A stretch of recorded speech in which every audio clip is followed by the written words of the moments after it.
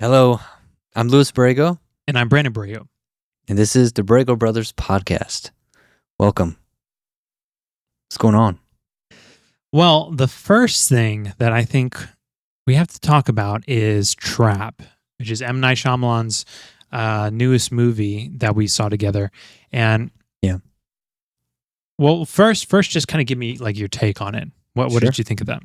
Sure, yeah. Also, another thing too, it's good to be back. It is, yeah. It's been too long. It's been way too long, man. You know what I mean? So we're back, and we're back stronger than ever. You know, we'll talk about that a little bit later, but because I do want to talk about, like everyone else, you have ups and downs with business, but I mean, it feels so great that you just you come back even stronger. You make yourself better. You make yourself better for your people. So we'll talk about that in a little bit, right? A little later, maybe in the middle of the podcast or something, but let's have some fun. Let's talk about, Trap.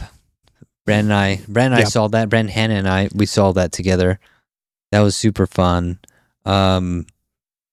Night Shyamalan, amazing director. I actually saw his daughter's movie that got panned. Can you believe? Well, Yeah, I did hear about that. Yeah, I mean, yes, I thought that I read that it was pretty good. it was amazing. I thought it was freaking awesome, but for Okay. some reason, I don't know why, it was Mhm. panned almost Okay. everywhere by Mm. critics. And I was like, what the heck? Like, shout out to M. Night Shyamalan's daughter. What an amazing job. Well, do you know why it was panned? I remember seeing something about it on what is that? It's the AV Film Club on Facebook or whatever. They're like this. They are so like woke haters, man. You know, Yeah. look, but without getting into too much of that BS, Uh-huh. I don't know why they were hating on her so bad. Yeah. Like if we pull up I'll pull up like AV Club. Well, I mean, are they actually like haters? Do they usually kind of pan things? That's their thing, or were they just targeted this?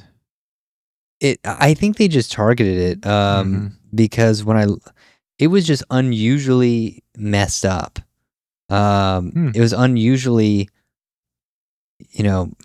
Harsh. it was way too harsh, and it's almost like the guy didn't even see the movie. I even commented on it. I did a long in-depth because I was so upset because I felt that she didn't get her.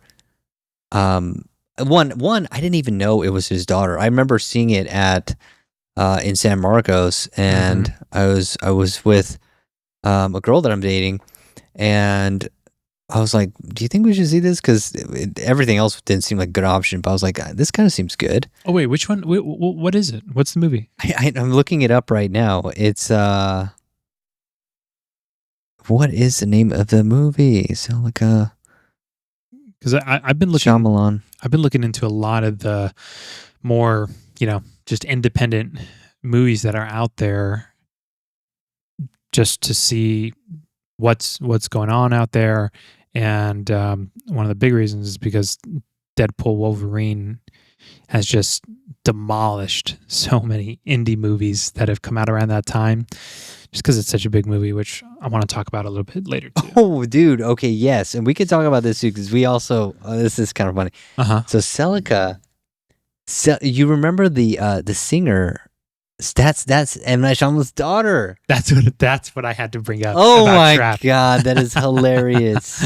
What the heck? Okay, we can talk about that. Oh my gosh. Did you know that until now? I didn't know that. Okay, I wanted to talk to you about that because that is so cool. Like that was just a cool thing to know after the fact. Wow. And it's funny because I was thinking about, I was like, oh my gosh, now that I have that in my head, I have a totally different take on the movie. But when I was coming out of the movie, right? Yeah. What was my thought? Do you remember what my thought was? Yeah, I mean, we both kind of thought that she was a little neutral, too neutral, for her part. Yeah. In terms of her performance. Yeah. Just not enough dynamic. Not enough dynamic. Not enough range. Right. That's what we said too specifically. Yeah, not enough range. She didn't have the range. Yeah. She like in the face. That's what it was so noticeable. Because honestly, some of her dialogue was pretty good. And was not distracting. So that was pretty good. But the nuance, the finesse, it was not there. When the killer was giving when the dialogue was going back and forth, Josh Hartnett. Is that him? Right? Oh my gosh. Yeah. So, dude, shout out to him. Shout out to Josh. Holy crap. Yeah, he did amazing. But when he was when he was with her, and there was a very nuanced scene where he was giving her the vibes that he was a crazy person or serial killer, what have you, she just wasn't reacting. Yeah. In the face, there was just no reaction.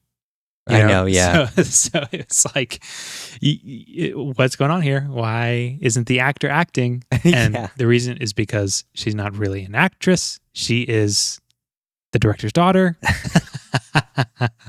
I think she is an actress, but it's just obviously she's not maybe at the level she needs to be. She's more of a director's daughter than she is an actress. Yeah. But, hey, you know what? Shout out to her. I mean, obviously, shout out to the whole Shyamalan family. Let's just be real. What an incredible family that he's brought up. Beautiful daughters, super freaking smart, obviously. I mean, look, there was a lot of pressure on her in this film. This is her father's film. She already knows that people are gonna criticize her, maybe for nepotism or something like that, which is kind of bullshit. Who cares? But yeah. There is some criticism about her role, without a doubt. But, all in all, I think she still did a pretty damn good job. And that's interesting. But what, you don't think so? I think she did a below average job. Oh, that's sad. I mean, that's what I thought after the movie. Here's the thing. Here's the thing for me about Trap. I hated the music. And maybe, and look, she's a musician. That's her career. She's not an actress. Oh, really? No, she wants to be a pop idol. That's why she is in that part. That's why this movie was made, for her career.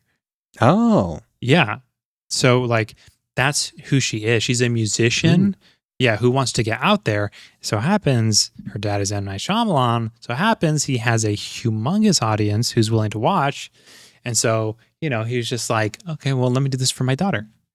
And look, as a filmmaker, I do the same. I would literally do the same. As a filmmaker, I think that's really poor. Yeah. But as a person, and thinking of him as a father, of course. Dude, of course. You have the ability to boost your daughter's career, who you love and believe in. And look, as a musician, she's not bad. I'm older.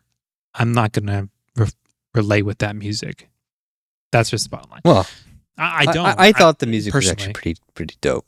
I thought me she did a it good was job. so distracting because I thought it was just terrible. Because at some point in the movie, it's a little daughter's music. You know what I mean? I understand that kind of matches the vibe. I understand, and I think it does a good job of that. The problem is, it's at certain points in the film, it's used as the score, and for me, it was not compelling at all. For me, it just did not work in the movie as a score. It when those parts happened and then that music was in the background, I was like, get me out of here. I do not want to hear this. I want the suspense. I want that being, put into the film, not this pop music that I just do not want to hear any more of, because at the end of the day too, M. Night Shyamalan's audience is Gen X, millennial, and that's pretty much who it is. Mm-hmm. So I don't think it resonated with them either. Well, that's fair enough. I mean, I could kind of feel that. It's and it's so weird that M. Night Shyamalan was playing the father of the singer. The uncle.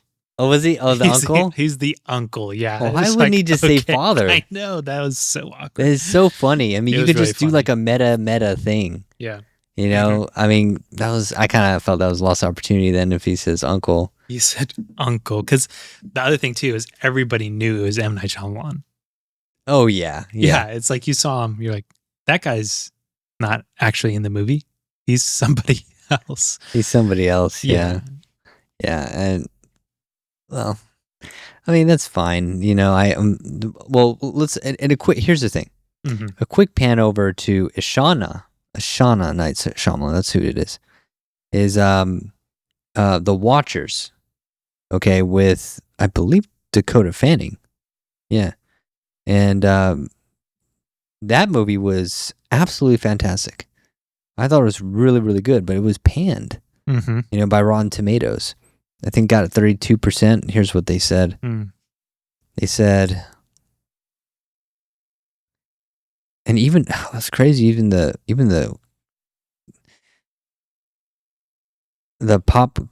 popcorn meter, the audience meter wasn't even that good. 52%. Okay. But critics consensus heavy on eerie mood, but undone by an obtuse script. The watchers can only hold the gaze for so long before tedium sets in. Uh-huh. I think that's just silly. I think Yeah. that's completely silly. I thought she did a fantastic job directing that film. It was way better than I thought it was going to be. And it had a lot of really interesting elements into it.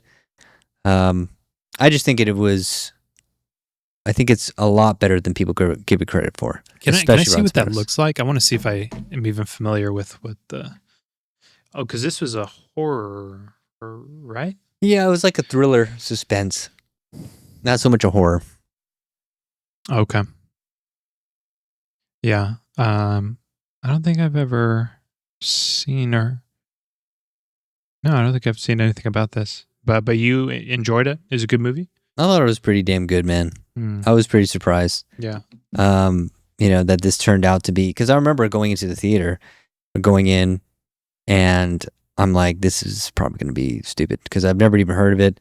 But I needed something, you know, because I was like, we're here, might as well. Mm-hmm.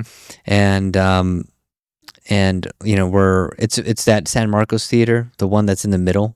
It's with all the like games and stuff, like pool table and games. I forgot the name of the complex, but it's really good. They have like a theater inside of like all their entertainment, which I personally love. Like I love that, like having everything together is so much fun. And you know, it's starting, and I'm like, and I thought it was like, oh, that kind of looks like Dakota Fanning. That's kind of interesting. And it was Dakota Fanning. I just thought it was a girl who looked like Dakota, because I don't know if you've seen recently, but Dakota is much older. Yeah. You know? Yeah. She's much older, and we all kind of remember her like Man on Fire style. Yeah, for sure. When she was younger.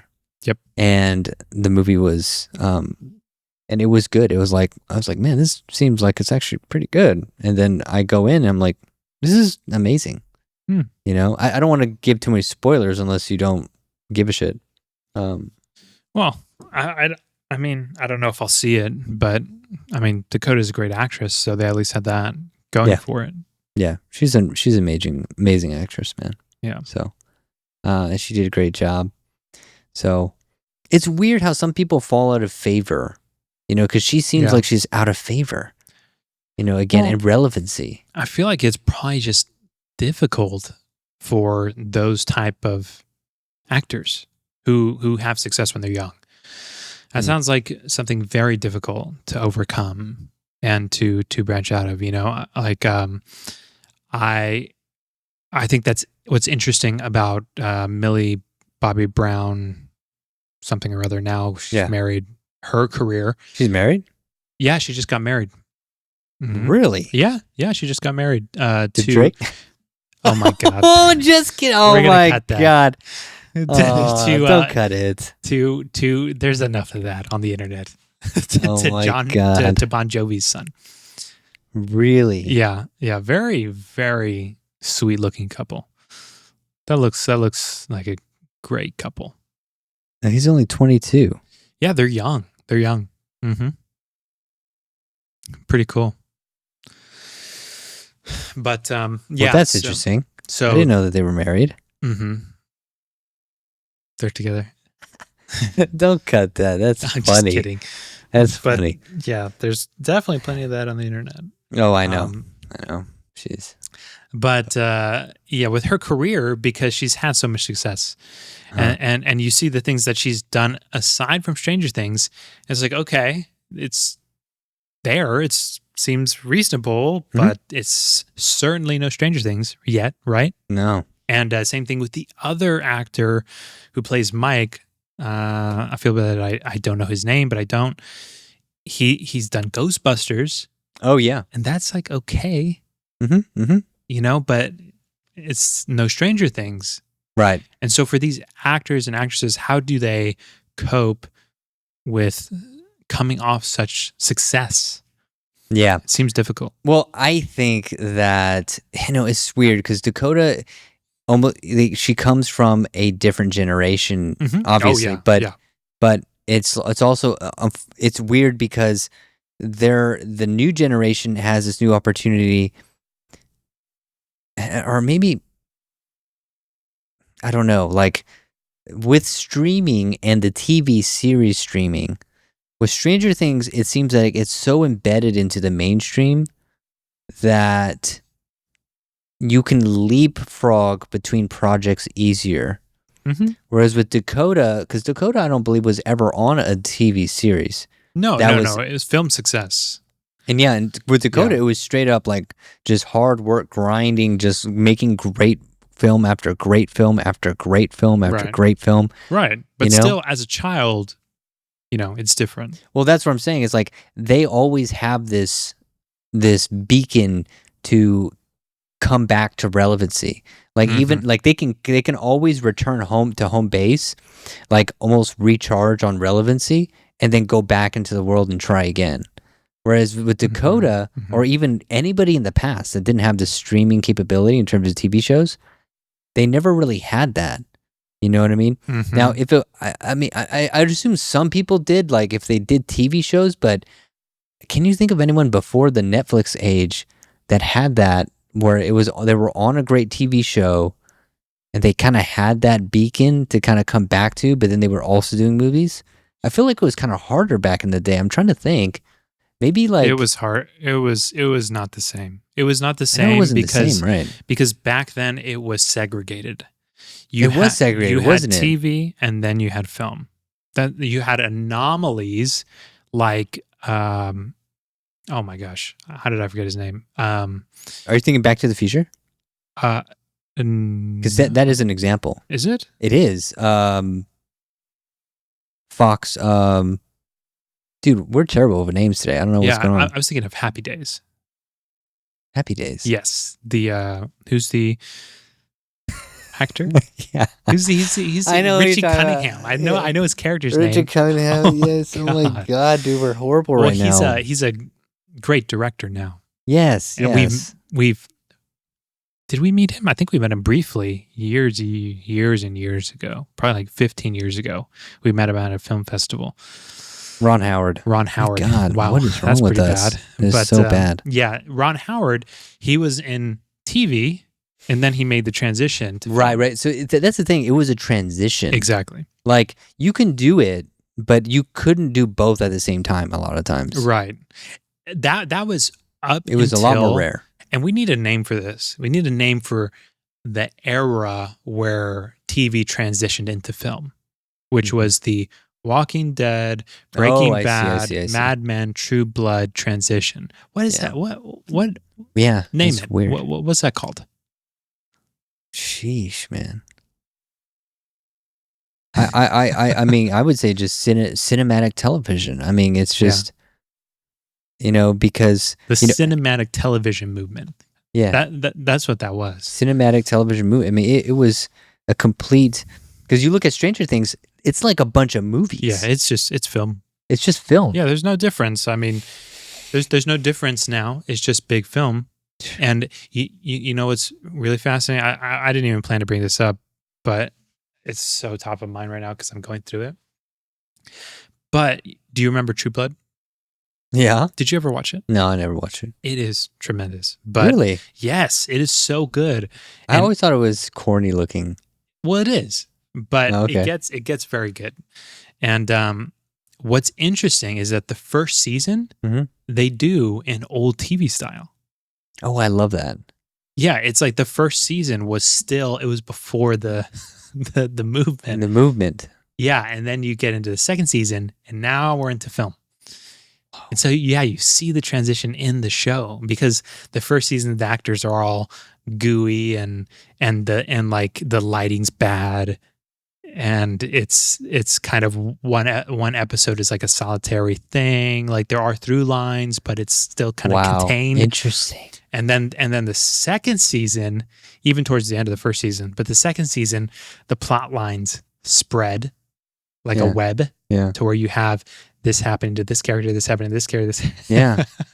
And it's so fascinating. Well, you know what? I think let's talk about Breaking Bad for a second, because I think Breaking Bad is what really pushed everything over the edge. It was the and top. Set the bar. That was the top of that movement. That was the best. It was the best. Yeah. And it is, in my opinion, it is still the best. I don't think anything has topped it. Yeah. Overall. Now, I think Stranger Things? I don't know. I don't think Stranger Things has topped it in terms of drama. Oh. I don't think so. Here's the problem with us having that conversation. Yeah.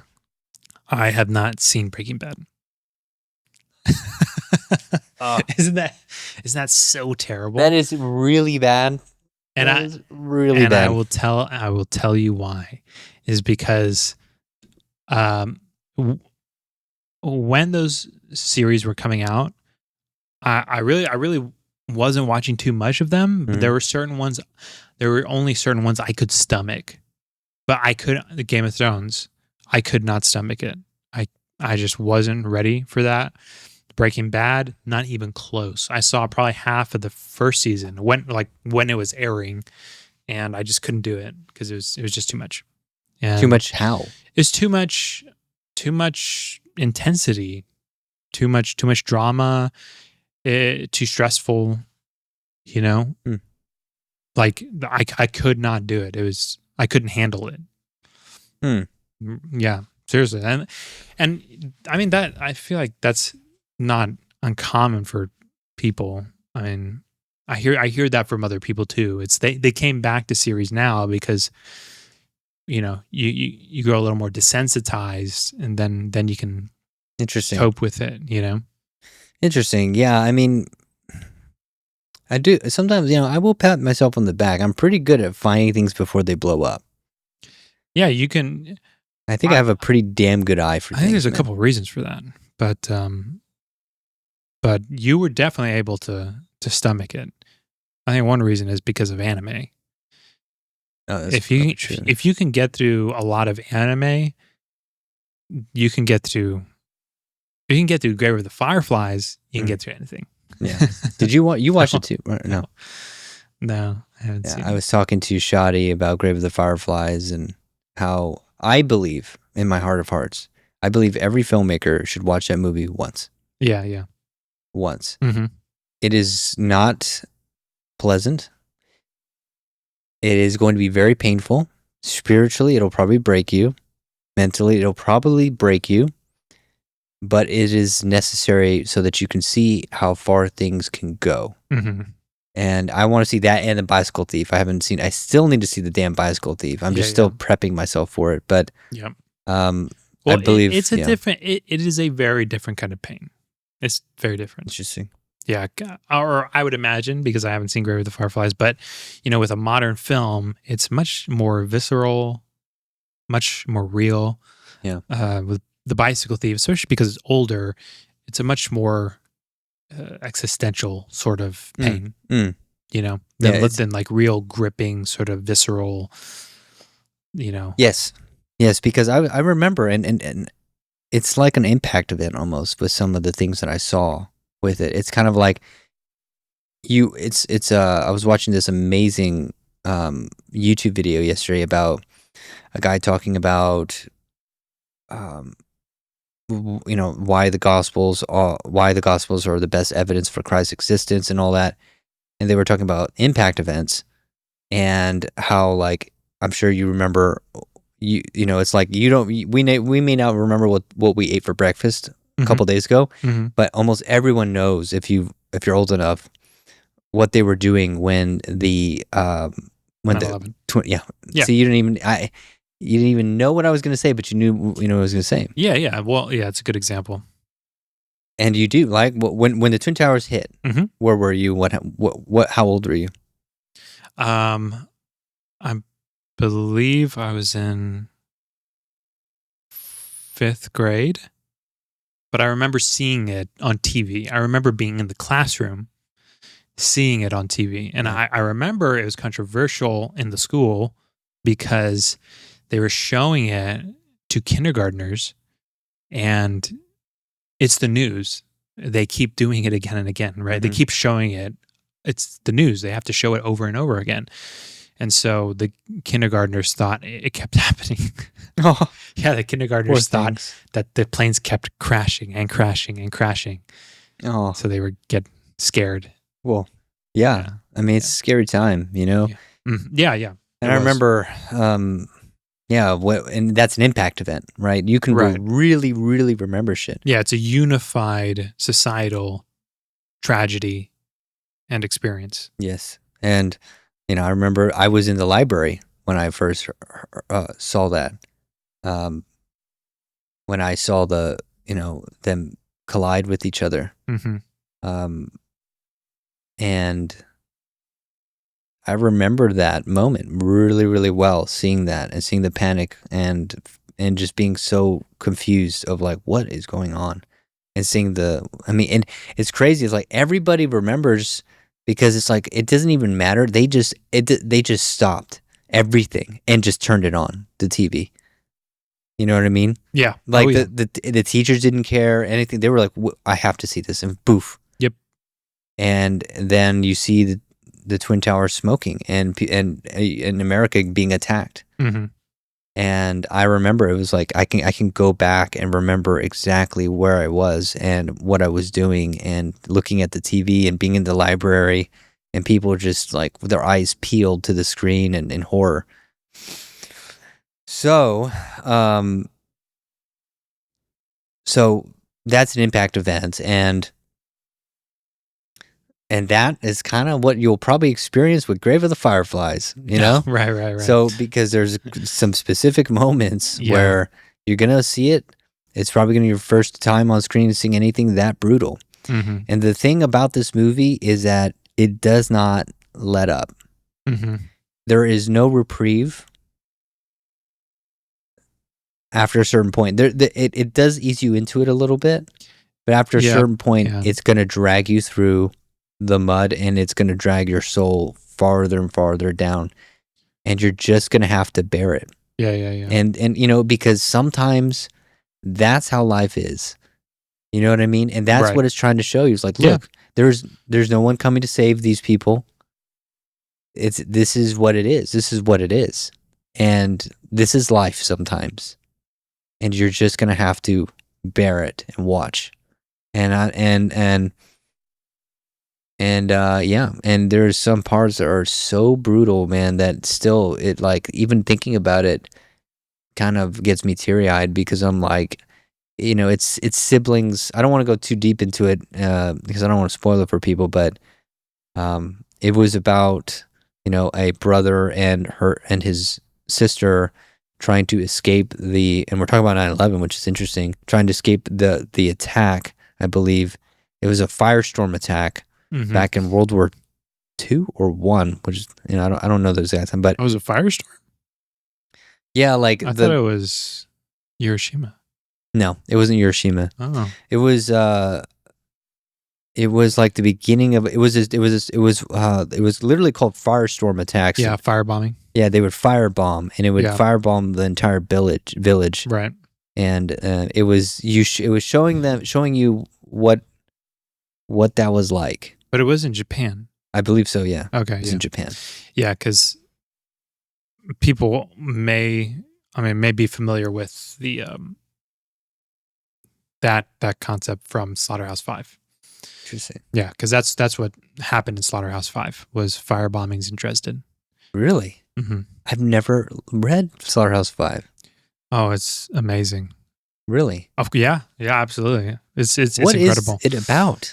So it's about, okay, well, now I don't even know if I am ruining it because I don't know how far this is into the story or not, but I think it's pretty immediate. It's about a person who's jumping through life. They're essentially living in the fourth dimension involuntarily. So Hmm. they have no ability to seize time. They wake up in a different point in time. They blink and they're in a different point in time. Wow. And he fought in the war, I believe.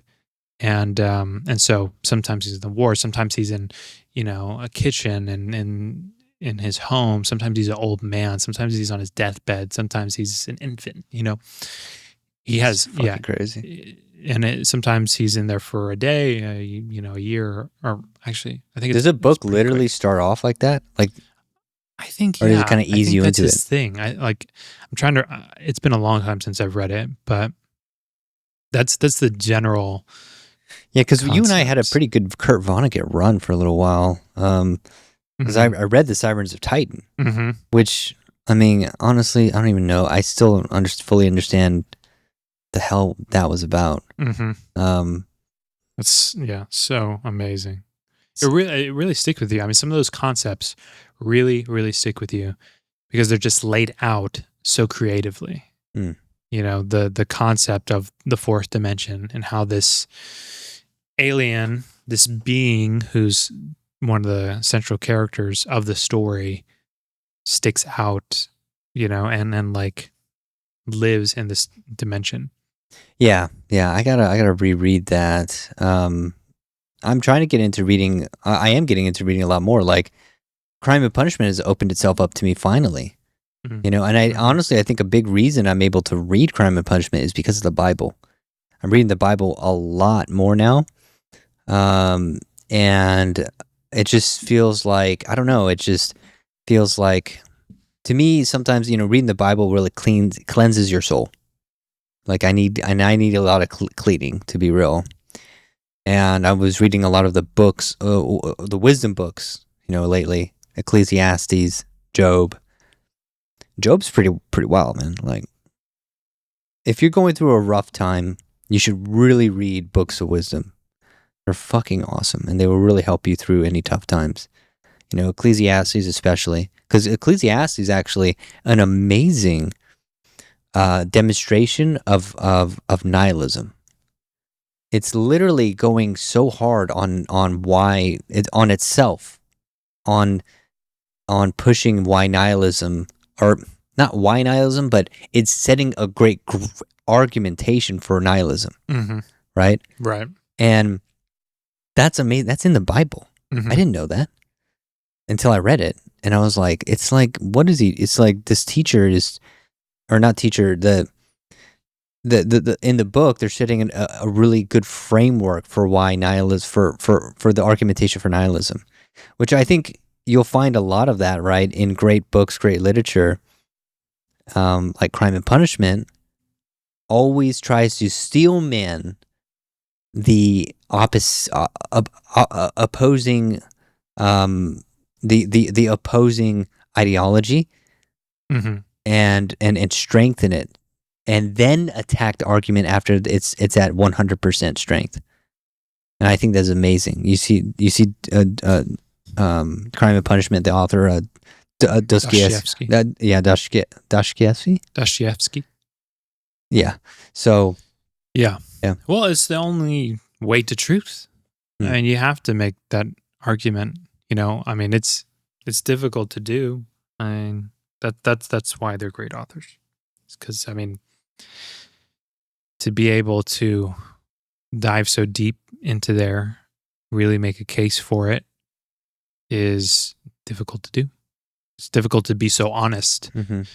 and it's easy. It's easy to have your own fast opinion and set of beliefs that are fast and true and don't have to worry about anything else. Mm. and then you're just fine. You're content because you're safe. Mm. It's difficult to branch out into those areas, those gray areas of the mind. It's a tough thing. It's a sensitive thing. I mean, you feel pain, and you revel in pain to live with conflict. Yeah. And so to be able to make that argument is great and difficult, and that's what you see in great shows, right? Like coming back to Breaking Bad, that's what you see in Breaking Bad. Yeah. They revel in that world. Yes. The Godfather is the, kind of first example of the anti-hero, but Breaking Bad is the real deep exploration into that world. And I love it. And honestly, a lot of series at the time flipped the world on like the anti-hero and delved into it. Yes. Mad Men's the same thing. I was just thinking of Mad Men. I was just thinking Mad Men. Don Draper. He's an anti-hero. Yeah. He's such a good anti-hero. I personally, I'm not too sure about the ending, but I never even watched it. Yeah. I watched that series twice. I didn't watch the ending because it's pointless. Yeah. It's just for what? It doesn't resolve anything. Yeah. I mean, right? Well, you haven't watched it. I've You know what he does. Well, what does he do? Well, he doesn't he like essentially like leave and become like a what? Like just he leaves the ad business. Yeah, he leaves the ad business and he like kind of goes on a spiritual journey. Yeah, and right. Then it ends with him like meditating and then working on spirituality. Right. Yeah. Yeah, and I was like, I don't know, like I've always been kind of cross about that. I was like, man, it just doesn't feel like the end. No, it's it's not. That's the reason, is because with that show, unfortunately, I think they tried to come up with the answer to the question. And what's the question? Well, it's the existential question of like the meaning of life. That show's so big. That's kind of like, oh my gosh. Well, they tried to that's what I'm saying. They tried to answer it, and it's like, okay, not the answer. Well, right? Well, they tried to answer it with the first step in that direction, which is seeking your spirituality. Like, well, but yeah, and that's not an answer. That's a direction. That's a direction. Yes. I'm like, what? That's how it felt. I was like, yeah. I was like, okay. So are you saying he found his spiritual? But to me, it's like, now that I'm going through such a spiritual journey, I'm like, dude, that is like the first baby step. Yeah. Like the true, and I can't wait. That's why I'm like, I can't wait for us to do our work, because more of our work, right, is to do a real exploration spiritually. That's what I think is very, very rarely caught on screen, is like diving into that spiritual journey, right? And what that actually means. That's where all the great literature is about. Like, you look at Crime and Punishment, you look at Anna Karenina, you look at that's different. What do you mean? Tolstoy is different. Well, Tolstoy, exactly. Tolstoy is different. Yeah, but yeah, you look at Oliver Twist, right? Yeah. Seemingly a young adult's book, maybe. I don't know what you would classify it as, but it's deep. It has a digestible story with so much foundation and depth built into it. I think that's the reason so many series have become popular, that's why so many book series have become popular. It's not because the story's so compelling that I have to like see this on the screen. Twilight, True Blood is from a book. Hunger Games. It's just because they have the foundation. Right. And that's what people love. They love lore. They love foundation. Game of Thrones. They love the depth and meaning thought out into these series. And so when you bring up something that, doesn't have that, or it's, it's a very sort of quick question and answer with some movies. I'm trying to think of a movie now that recently did that. And there's a lot. And like a lot of movies try that. And it's like, no, you have to have. Try what? That just like bring up like a popular concept and like make a movie about it, as opposed to having a deep place that it comes from. Yeah. Like a lot of thought and exploration behind it, Yeah, absolutely. And I think just the bar is set so much higher for that, but it's also like, that's kind of what you want, because I was watching this amazing debate with Andrew Wilson. Shout out to the Crucible. That guy is awesome. But where he talks about Ayn Rand and theory of objectivism. I've been getting a lot into philosophy lately, man. I love it. Really going hard into philosophy and really diving deep into the Bible and spirituality. But I mean, I say spirituality, but it's a lot of like really philosophical views. Diving into philosophy for real, and diving into religious theology as well. The theosis, so to speak. And he was talking about because I think a girl on that podcast was talking about how she loves Ayn Rand and all this stuff, and he was saying the same thing about Ayn Rand is like she and it's well known, she's well criticized for like Atlas Shrugged, right? And that became a movie. Mm-hmm. But Andrew was saying, have you ever heard the term Atlas Shrugged and your brain fell out? He was basically making fun of it for saying that she's hollow. Uh-huh. That because she's well known for making her villains completely weak and single-minded and one-dimensional. Mm-hmm. And that's where a lot of movies are right now, right? If you look at like Marvel, I was watching this other amazing video on why Thanos is the perfect villain. Right? Yeah. And do I think he's a perfect villain? No. But do I think he's a fantastic villain? Yeah, I think he's pretty damn good. Yeah, he's a good villain. Better than other can you think of name another Marvel villain? Another Marvel villain? Yeah, villain. What was the name of the Iron Man villain? Jeff Bridges. Oh, I have no idea. Yeah, exactly. Well, but that's also the problem with Thanos. He's a Marvel character. Well, see, it only goes so deep. No, well, so that's what that video was saying, and it's because they actually not for the first time, but what they did is they adapted some of Thanos' story and they rewrote it for the screen, making it have so much more depth. Mm-hmm. Yeah, he is truly the best Marvel villain because I mean. You look at all the others, Guardians of the Galaxy villains, can't really freaking remember them, can barely remember their names. Yeah. So, I mean, yeah, for sure. Overall, he's fantastic. But yeah, it's because, and he gave some great reasons, but one of the best reasons was that you can understand why he's doing it. Ethically, it's sound. It's like, and it's also, you can remember why he's doing it. Right? Why did he want to do it? What was his main motivation? Well, yeah, and it's a good concept because it's overall, he's sacrificing the now for the future. Exactly. Yeah. That is, see, that I think people don't understand how powerful that is, that one, we can remember that. Mm-hmm. We all know that. And it is a very powerful idea. That makes a great villain. Yeah. Right.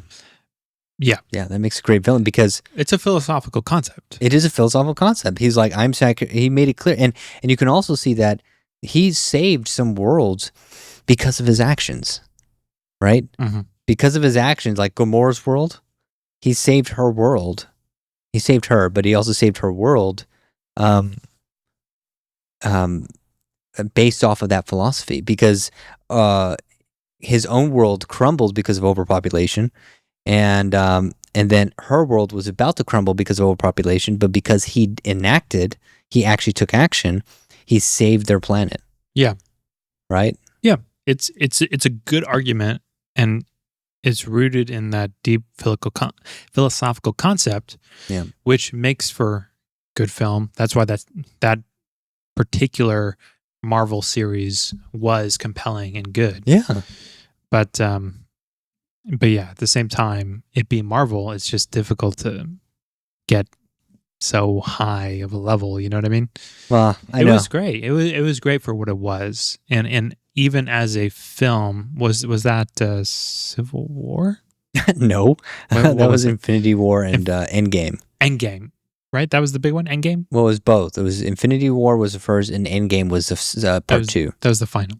It's part 2, yeah. Yeah. Which, as a standalone film, is really good. It was Yeah, good. it's Infinity really War good. and Endgame, both of them too. They were fantastic, man. Yeah. You could have literally stopped there, and you would have had an incredible catalog of film, and not done Marvels. Oh, jeez. But the other thing too, I wanted to say about villains, because there's a map for it. It's not just Thanos. It's not about Thanos. It's about the underlying writers that made it great. Was he also suffered, right? Like as a villain, he suffered. Mhm. You saw him suffering, and he sacrificed for it too, Mhm. right? So when he threw Gamora over the cliff, Yeah. and he sacrificed the only thing he loved for his goal. Right. I mean, and you watch the scene, it's pretty, heart-wrenching, Yeah. Well, that's what I thought of when we were talking about it, was that it's something we all deal with as people, is this sacrificing the now for the future. Hmm. And there's extremes in both directions. There's the Jocko Willink, who basically is Thanos. And then and then there's the I don't know. Think of ex-comedian or something who like just revels in the now and Mhm. doesn't think so much about the future. And we all battle with that conflict. It's like what's the balance there? What should how should I live? What's the proper way to live? Yeah. And it's become a trend, I think, now to have that like extreme discipline and sacrifice now, and that was a good sort of argument of where it goes too far, where it's taken too far, to where you're willing to sacrifice your daughter. And it actually kind of plays into the Jesus realm, because if you think about it, Mary and Joseph sacrificed their son for the world. Right. However, I do think the big difference is they didn't do it with their own hands. Right. It was their willingness to do that in God, in God's vision, as opposed to them. You kind of like Thanos was, in a sense, playing God. So I think that's kind of a big difference, right. Well, and honestly, that's the interesting part, because it is interesting, because the ego, part of his ego is that he believes he is a god in a way, right? And so that kind of plays into the story, which is very interesting. I liked it a lot. And then the other part is, the cool part about that series too is that he won. I love that. Mm-hmm. The villain won in Infinity War. Right. That was very good. That was so good. I was very satisfied about that. And that's what I'm saying. Like, dude, that's how we're writing villains. Like with our stories, we're going to write the villains as if they are the heroes, because they believe they're the heroes of their own story. Mm-hmm. They're no different from the other hero. It's just that Thanos honestly looked at himself as the hero of the story. Mm-hmm. And I love that at the end of that movie, he won. He won, and because at the final scene, it's just him like sitting down after he had just accomplished his mission, and he like smiles in relief, and then the movie ends. Yeah, and I remember when I saw that, I was like, "What the hell?" Like, what are we? And so the marketing was amazing for that, because I don't even think that they really even said they're going to do a part 2. I think they just in the beginning they were just like, I hope you liked the Yeah. movie. Oh, well, that at the end of that movie, that's where everybody just stayed glued to their seat because Yeah. they always give you a preview of the next Right. film. Right. After that ending, everybody was like, "There's no way I'm going anywhere." Like, what? Oh, yes. Tell me what is happening next because like that was insane. Oh, my I gosh. need a clue. What would have been amazing if they didn't do it? Yeah, that would have been good. That would have been good. so good to where they're just Yeah. like, Not this time. not this time. Yeah, that would have been Oh good. my God. But I think they did something silly. I don't remember. Maybe they didn't do anything. I don't remember. I think I remember them doing something interesting, I but think yeah. It was. It was Black Widow, I think. like wasn't like the trailer for Black Widow or something? No, No, or I don't know. I don't remember. I don't know. Yeah, but it's a really good concept. I personally, I love villains. I love villains. You know, I love writing villains. I think villains are so much fun. And I think it's just so easy for me to write villains. I think I have a hard time writing heroes, you know, in my opinion. You look at, but here's another, you've seen Prisoners, right? I have not seen Prisoners. Gosh, dude, killing me. Gotta watch Prisoners. It's so good because it's almost like the hero is like a bad guy, but it's like, you know why he's doing it, but damn, he is so, it's just Hugh Jackman, right? Uh-huh. It's just that he's so unhinged that you're like, and he's not that likable. Is it a cop movie? Yeah. I mean, well, they're cops, right? No. Oh No. Hugh Jackman plays a father who got his daughter has been kidnapped in this town, and there's serial killers on the loose, and the serial killer kidnapped her, and he's trying to find her. And the interesting thing about it is that he's so unhinged, and I was thinking about it, well, he's not that likable. That's the thing. Yeah, that's what makes you kind of like not like him, you know, in the sense that he's not that likable of a character. He's kind of an asshole, you know. Okay. But it's like, but you're with him because you're like, well, I get it.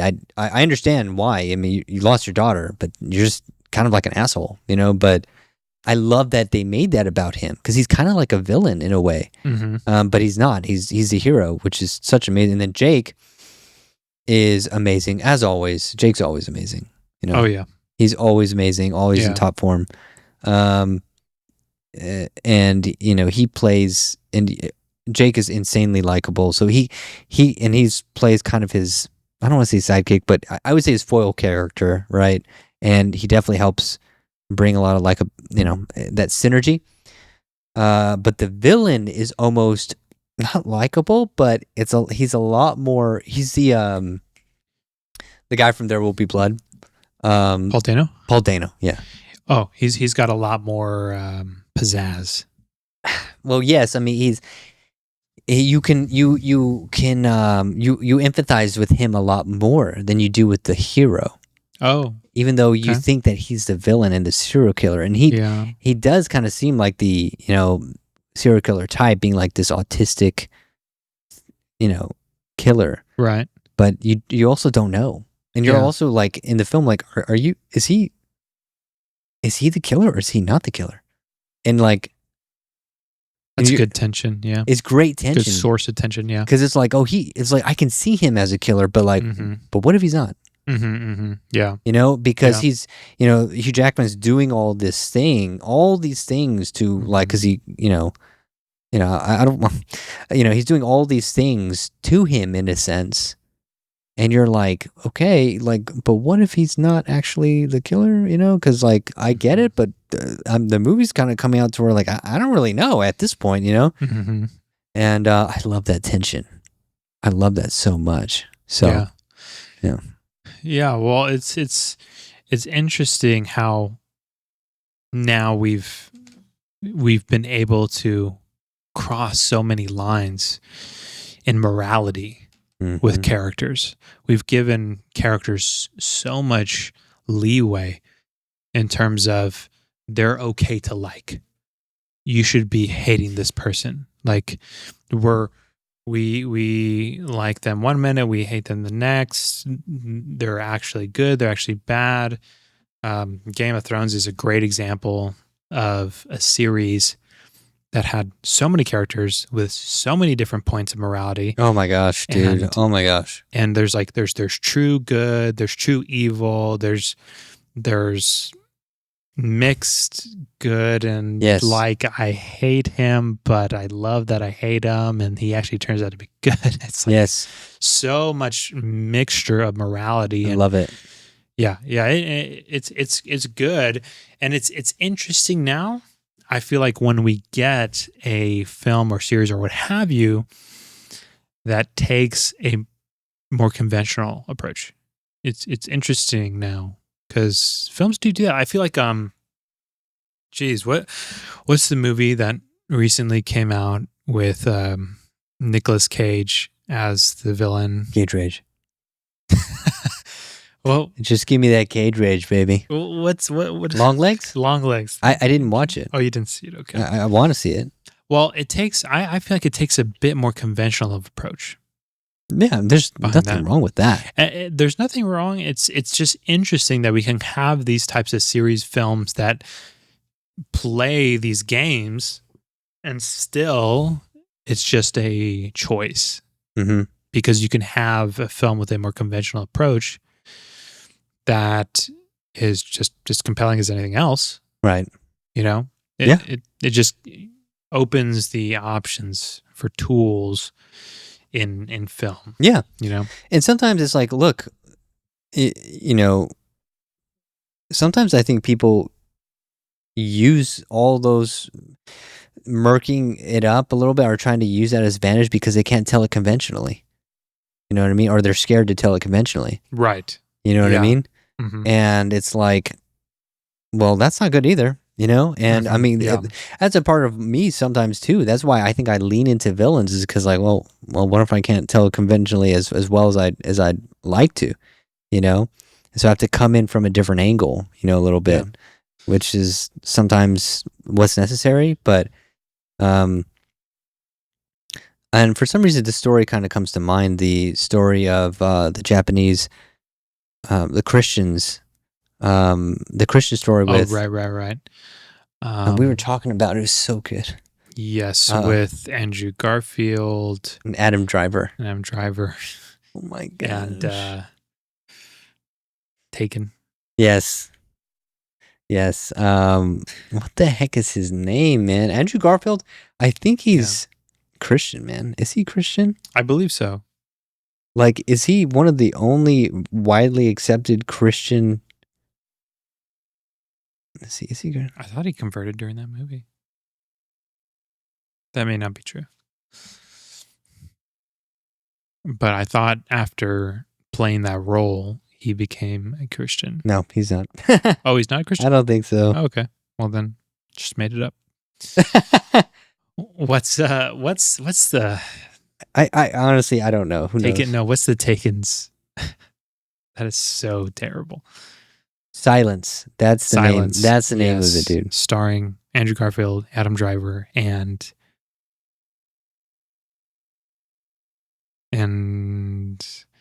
what's his name? I want to say Ralph Fiennes for some reason, but They do look similar. um, God, he's such a good-looking guy too. Jeez, he's good-looking. Ralph Fiennes? Yeah, he is too. But Liam Neeson? Liam Neeson. Yes. Neeson, yes. Yeah, great-looking guy. Yeah, dude, he's awesome, man. Gotta God, love that fucking Have you guy. seen him when he's young? It's It's like, no way you're not being anything but an actor. I mean, he just looks so good. It's just so striking, you know? Yeah. Yeah, oh my gosh. Yeah, he's definitely was a killer when he was younger. Yeah, he looks great. But he's 72, man, right now. killing it. He's still killing it in movies right now. Like he's still doing his thing. Oh, yeah.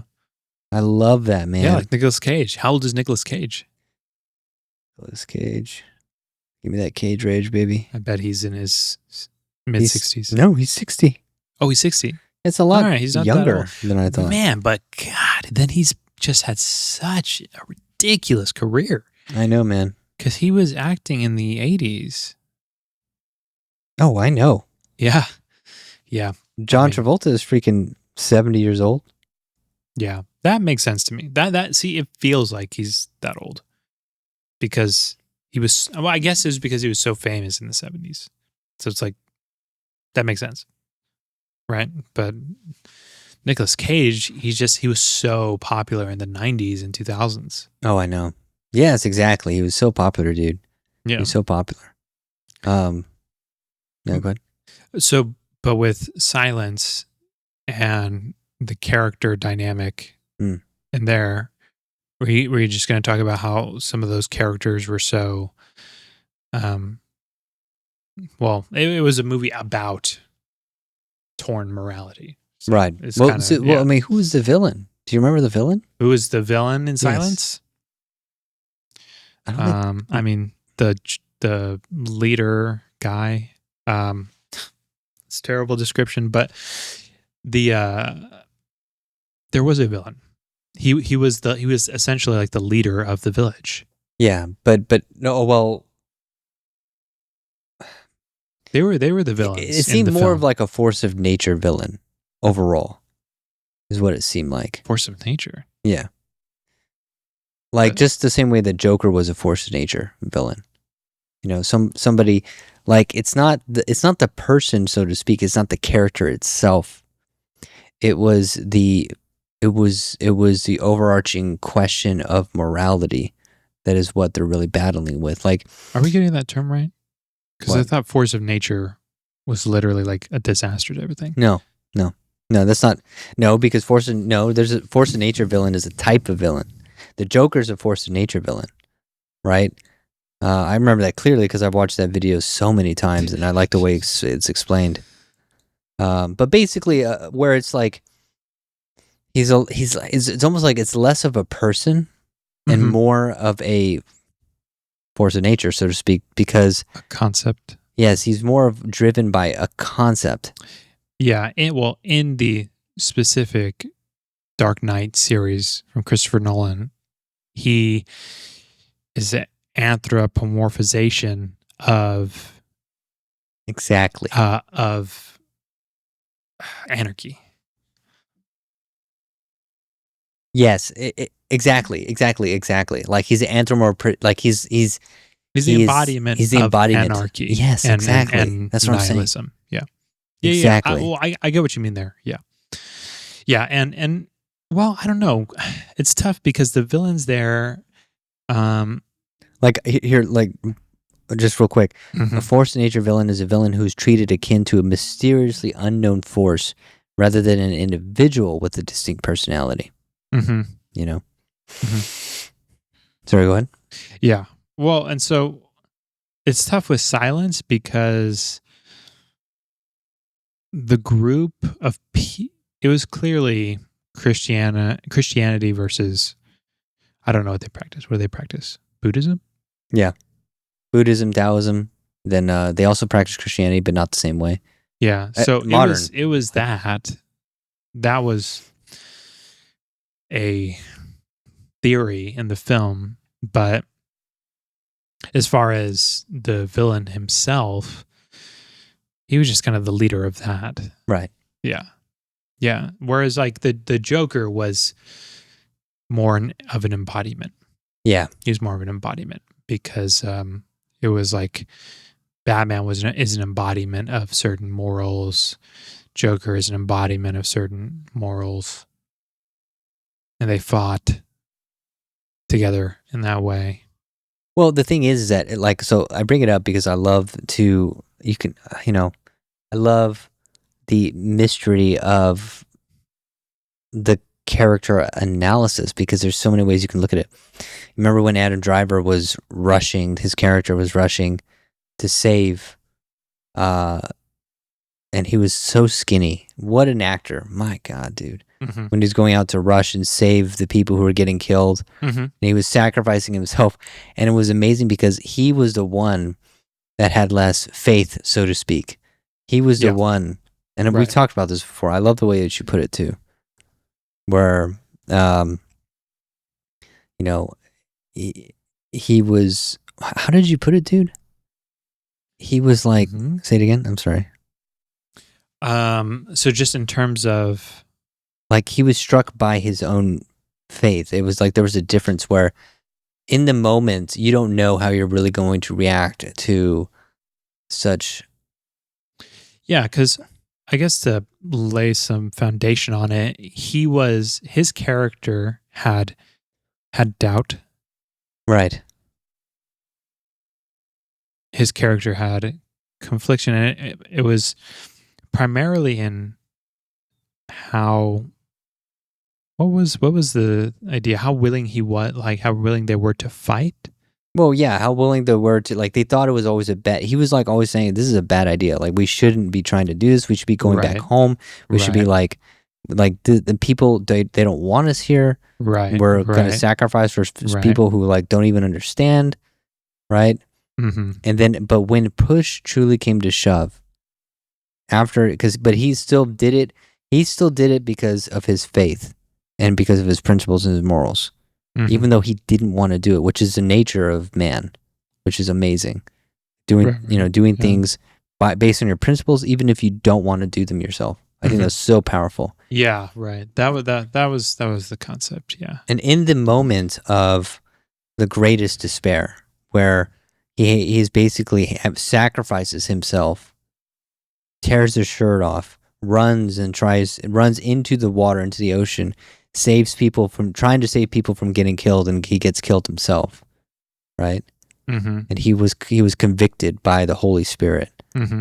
by his own faith, which is unbelievable. Yeah, right. Yeah, that's what we're talking about a bit, because that's the definition of true heroism, is being scared, being conflicted, and still choosing the higher purpose and going forth, which is what Adam Driver's character did, especially in that particular scene, is he still went forward. Whereas Andrew Garfield's character was so interesting because he had a certain blindness, right? He almost didn't allow himself to dive into that fear. Mm-hmm. Whereas he knew it was there, but he just kind of blindly said, "No, I know this is the way because that's what I've been told."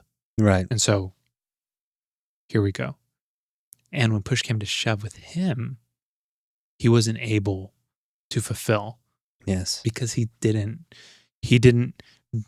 dive into that level of depth that Adam Driver's character had in the story. And I think you see that a lot in war films, and in a lot of great war films. There's this sort of motif that's common, to where you have the eager soldier. Yes. You have the eager soldier who's ready for battle, and they want to almost give themselves. This is actually one of the most pinnacle parts of War and Peace that I'm sure was very shocking at the time, because it was written very visceral, to where they're so ready, they go out and it's like, "Make me a martyr," and then they're confronted with it. Oh. And then they're like, "Oh no, I want to live." Yeah.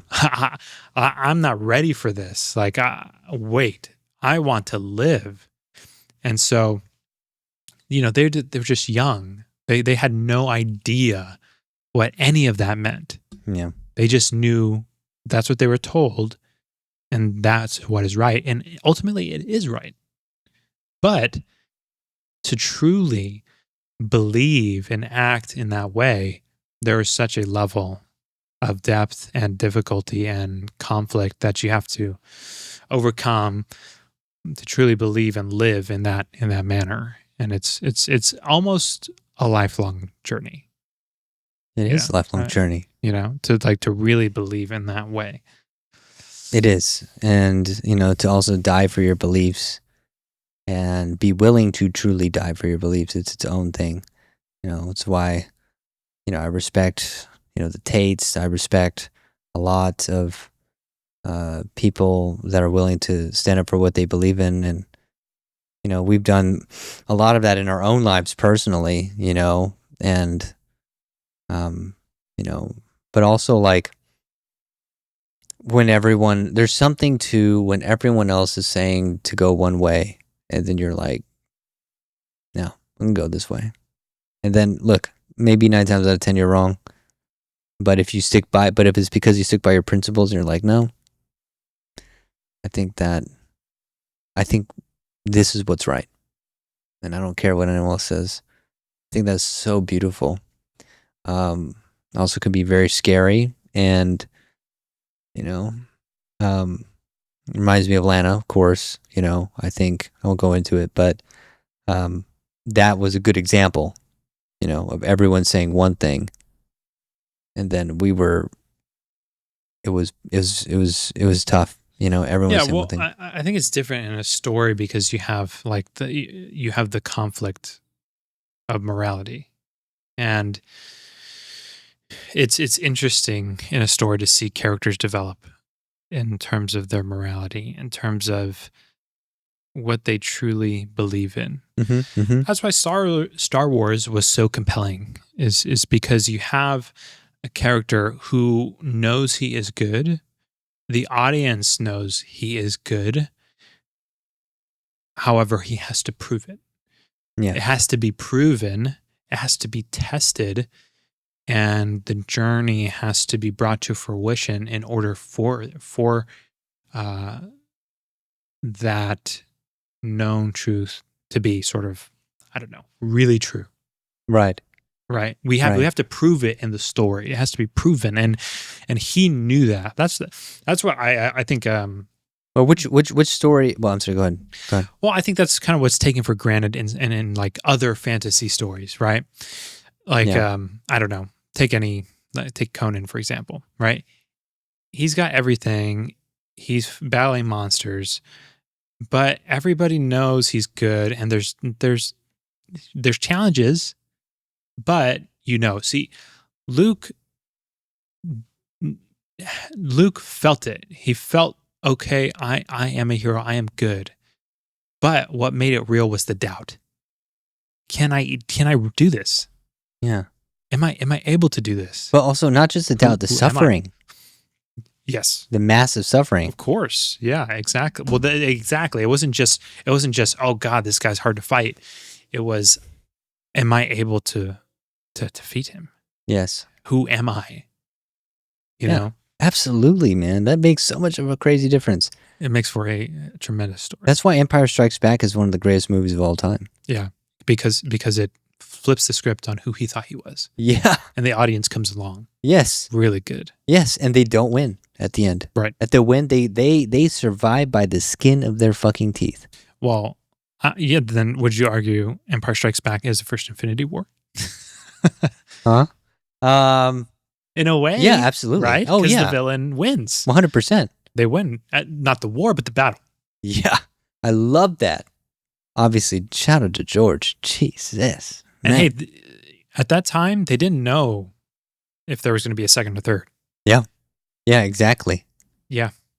Yeah, I love that. So, and look, because there's a lot of Christian motifs in Star Wars. I believe those first three films, oh my gosh. Because to me, that follows the Bible so close. Like whether he intended to or not, I mean, come on.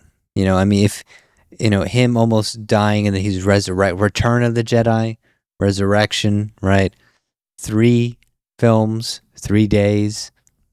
And then also he goes, he loses everything. He almost, loses life. He loses his fucking hand, for example. Mm-hmm. Yeah. Almost loses his life. Barely wins, or barely, he doesn't win. He survives, and then he comes back and it does look, it's like, to me, it's also like he merged with his shadow self, and he came back, resurrected. Right, exactly. And he had an evil father. That's what was fascinating about the psychosis of Star Wars, is because his God, the Father, was evil, and he had to cope with that. I guess it's a little different in Christianity, because there was no evil father, so to speak. Well, but it's a character. It's a idea that film kind of wrestles with. Yeah. That people have to in their own lives, have this, and it's not. I guess it's not as straightforward as evil. It's more of concentrated, disciplined, very heavy-handed father who is solely on the side of order.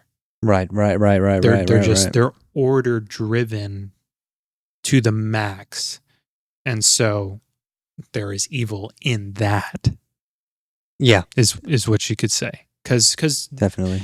Right, like that's what gets so interesting about the 1 through 3 series, is because Darth Vader isn't inherently evil. What is evil? That series questions that, because he the tragedy that he overcame, that he had to cope with, right?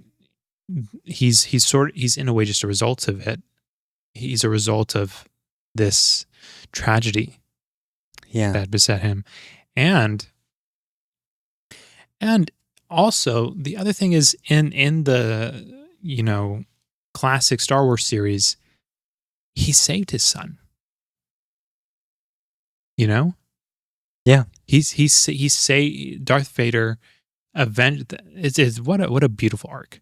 It's amazing. In the end, he saved his son. Yeah. From true evil, which was Sidious. Yes. Now, what made him truly evil? The Emperor. Mm-hmm. Wait, is that? That's not right. It's not Insidious. It's Emperor Palpatine. Emperor. Yeah. What made him true evil? Yeah. It's a good question, because, and I'm sure somebody has this written down somewhere, but it's levels of evil, and it's kind of, Luke is at the pinnacle of that. He's at the T, because you have ultimate good, you have ultimate evil, you have like a mixture of somewhat good, somewhat evil. Han is somewhat, he's on the good side, but he's somewhat evil. He's a trickster. Well, yeah, because he killed somebody. Yeah. and George Lucas likes to say no, he didn't. And so, who did he kill? He kills the alien in the first movie. In the first movie, he shoots the person to take their money or something. He kills somebody. But George says he didn't? George says he didn't. George says, no.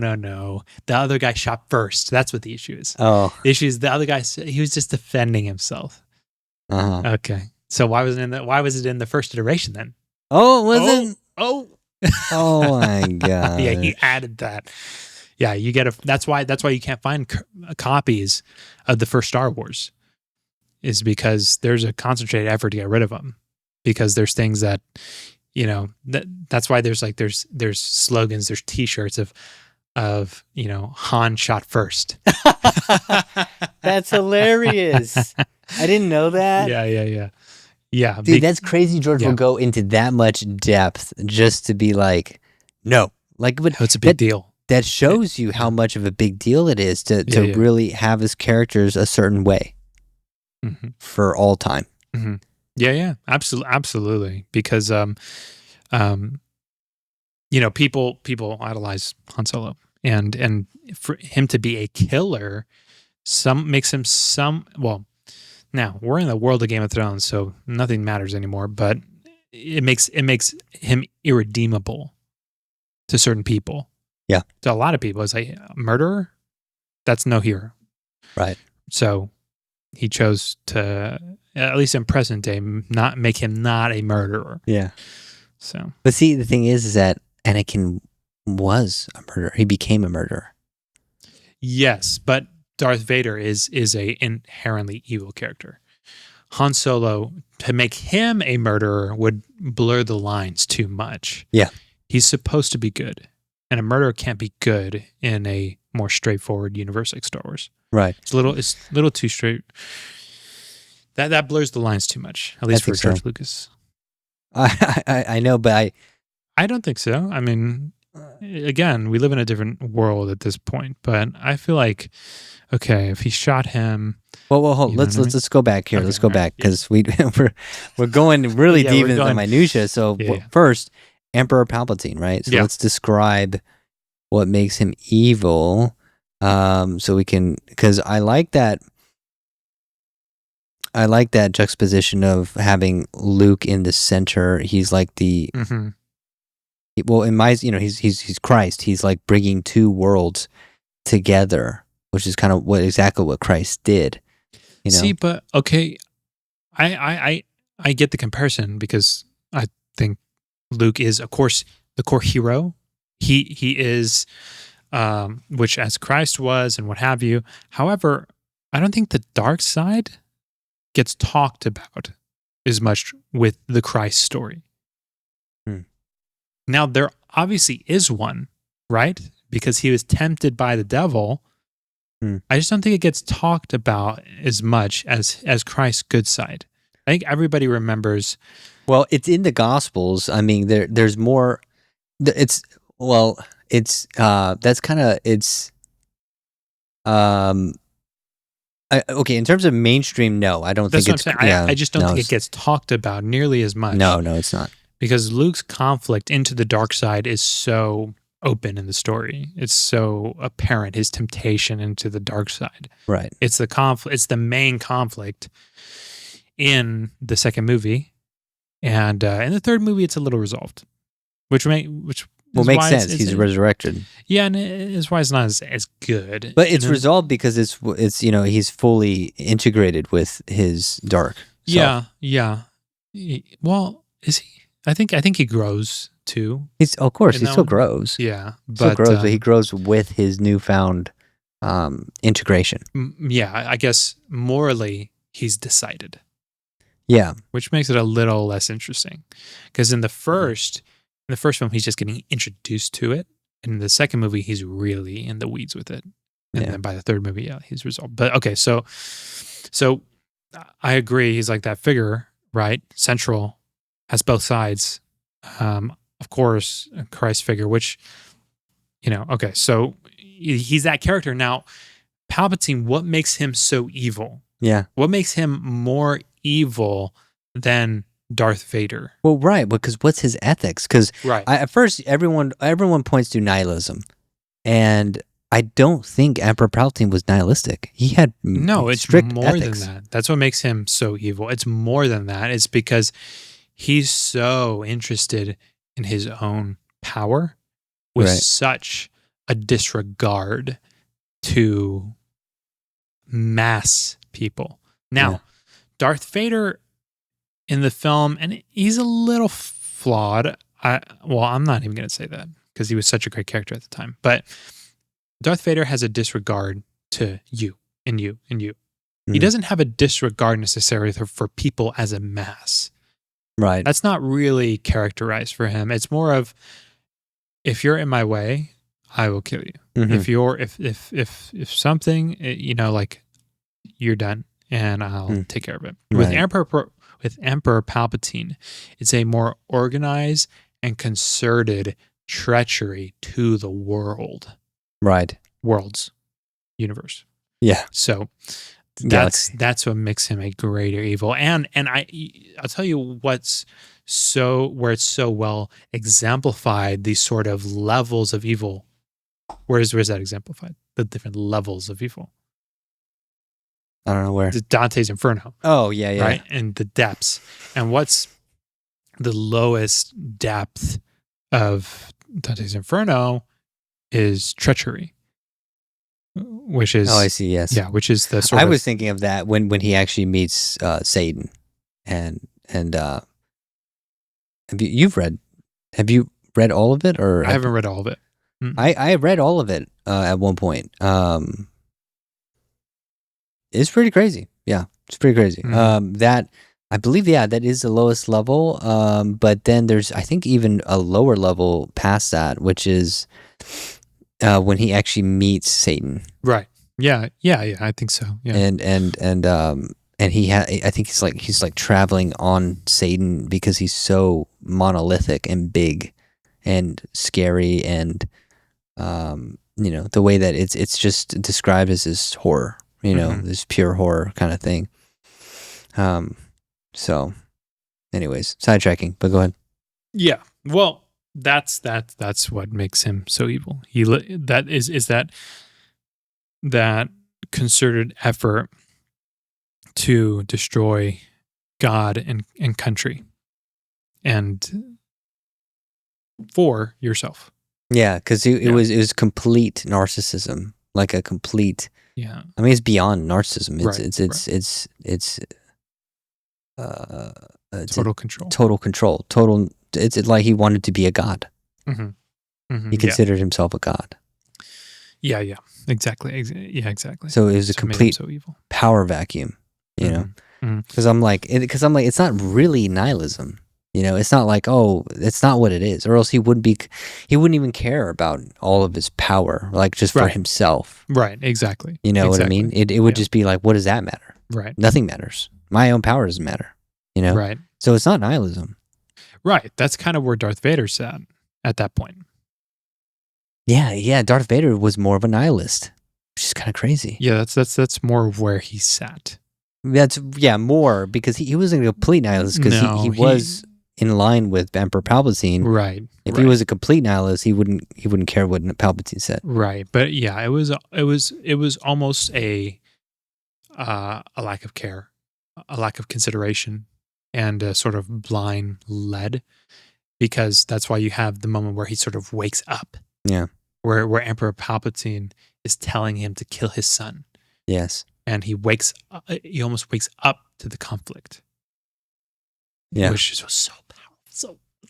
Such a good scene. Such an amazing conflict, dude. Gosh, I can't remember that scene too well. Oh, my God. Yeah, you got to go back and watch it. It's just so compelling, especially for us, because we grew up with the original series, with the lore of that, and then we have the whole experience of the first 1 through 3 series. So underrated, by the way, my opinion. Well, I mean, 3 is pretty well rated. Yeah. 1 and 2 are underrated. Yeah, they are underrated, big time. 1 is underrated. Unfortunately, you underestimate my power. And I get the hate on 1. I do. I do. It far from deserves it. Far from deserve, man. I mean, whatever about Jar Jar, just forget it. Yeah. Well, that was kind of weird, but but you know what? That's way over criticized. What? There's a hot take for you. Jar Jar Binks. Jar Jar, you? Yeah, because you know where that comes from? What? That comes from George Lucas having a kid. He wanted a character in there that his kid could kind of grasp onto and enjoy. Yeah.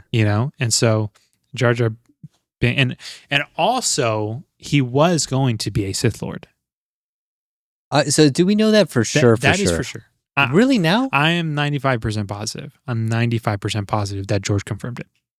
Really? Yes. No, he didn't. Yes, I believe he did. I believe he did because there are some clues. There's definitely clues. There are some I know clues, about the clues.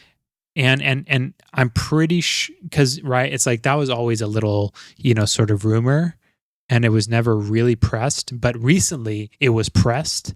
Yeah. And then there was some actual material that came out. God, unless I'm making all of this up, I'm pretty sure there's script material to where it's like there's dialogue.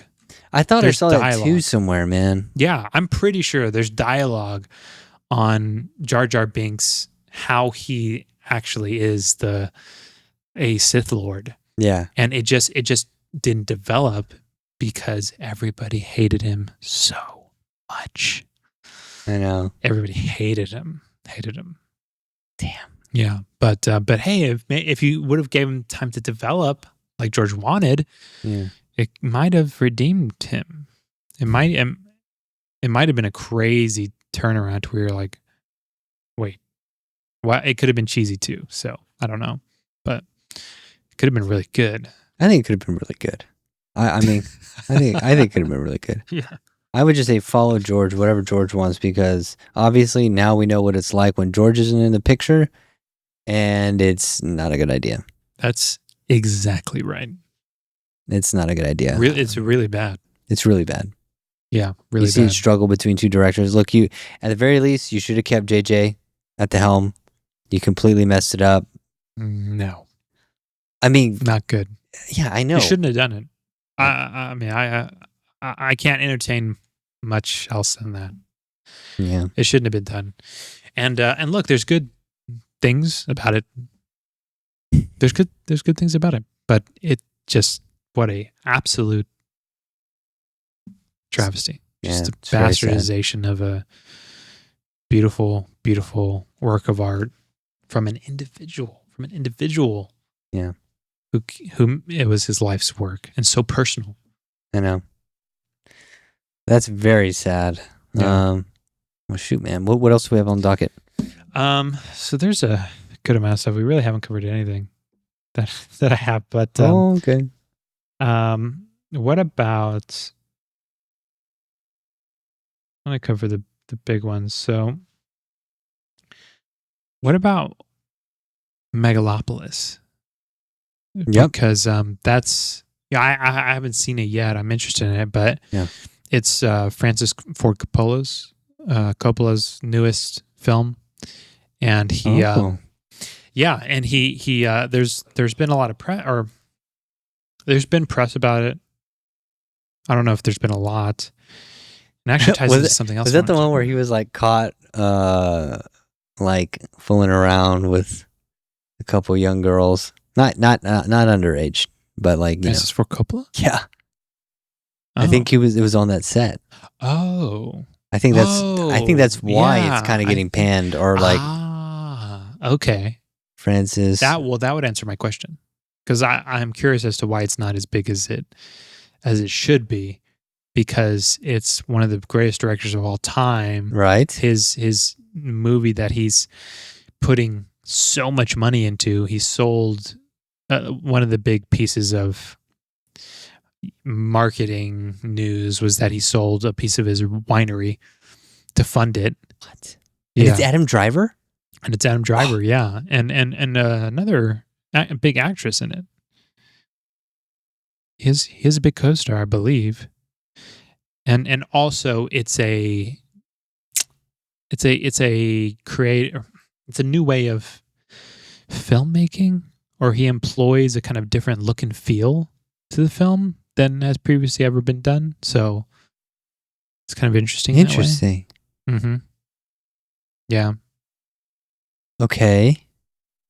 And it, like you said, it's just not being talked about really. It's not the way that it probably should be or could be, because they're all so big. It seems like it's kind of buried, but yeah, there is news of Godfather's Francis Ford Coppola caught kissing young females on Megalopolis set amid misconduct claims. Okay. All right.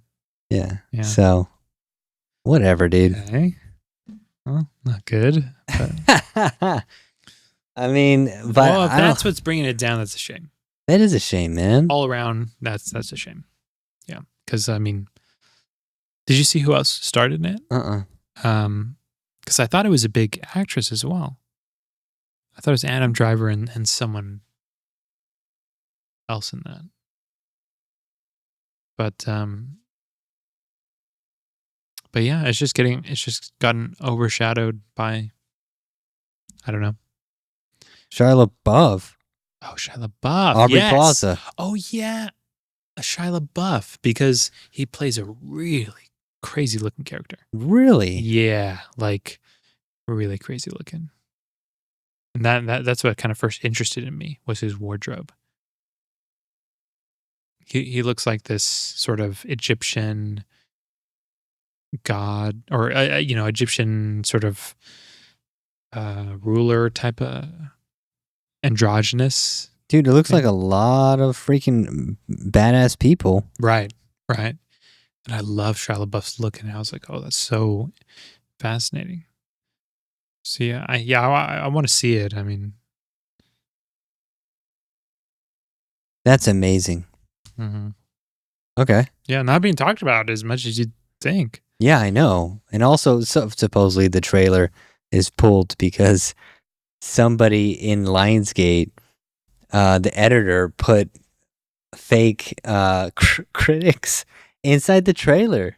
Oh, really? Yes. Oh no. What the hell? Well, I get how that would happen. How? Well, you put filler. You want to get it Oh, you're right, done right. and approved, and so you say, okay, here's the filler content. Is this good to go? And probably some steadfast marketer was like, yeah, perfect, publish. Yeah, exactly. Oh my gosh.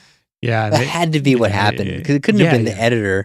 The editor just does what the editor's told to do. Yeah. He's not going to be like, ooh, this is a devious plan. No. It's just a fumble. Yeah, it's probably just filler text and like, okay, Chicago Sun-Times. Yeah. And then the editor's not going to say, he's like, oh. Anyways. Oh my On to the next God. one. That's Not hilarious.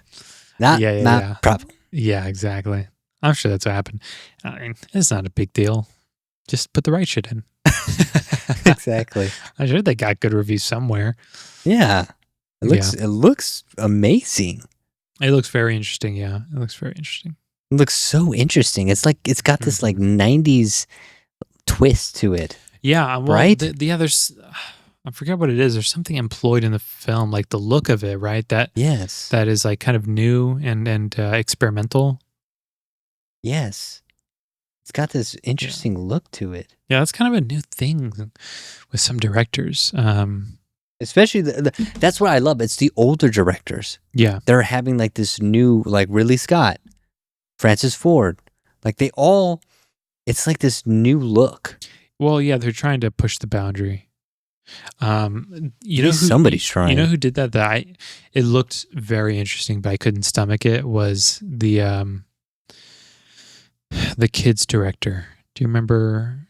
I forget his name. The director who did Kids and has done other big movies, but he recently put out a film where the color's just like insane. It's like in how would you describe it? Like neon bleach bypass.